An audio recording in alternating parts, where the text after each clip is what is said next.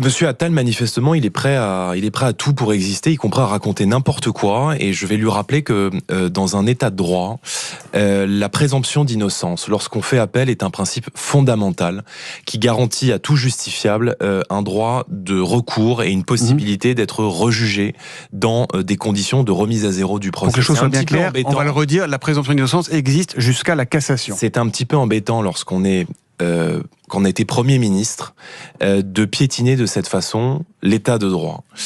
J'ai entendu hier Monsieur Attal attaquer avec beaucoup de virulence ses opposants. J'ai vu qu'il a attaqué également la France Insoumise, qu'il a accusé d'alimenter le communautarisme et l'antisémitisme dans notre pays.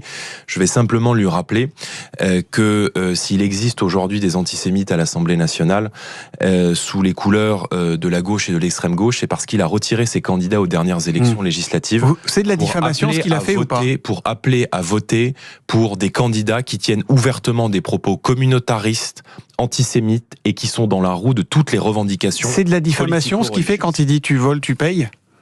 C'est de la diffamation, je pense qu'il essaie un petit peu d'exister, il voit qu'il est distancé dans les sondages par Édouard Philippe, et donc il faut faire du gros rouge. Vous allez attaquer ou pas, non ? De se faire remarquer. Vous allez attaquer en diffamation ? Non mais je répondrai politiquement, et nous répondrons en tout cas sur le terrain du droit, et je me permets de lui rappeler que sa propre majorité est aussi concernée par cette procédure, puisque le MoDem de François Bayrou c'est lui aussi vu reprocher par le Parlement européen la façon dont travaillaient ses assistants parlementaires. Donc nous allons continuer à faire de la politique, nous allons continuer pour les millions de Français qui attendent de nous, et ce n'est pas une décision de justice qui empêchera le Rassemblement national et évidemment ces millions d'électeurs d'être présents dans les combats à venir, à commencer il n'a jamais été question qu'il n'y ait pas de candidat Rassemblement national au présidentiel.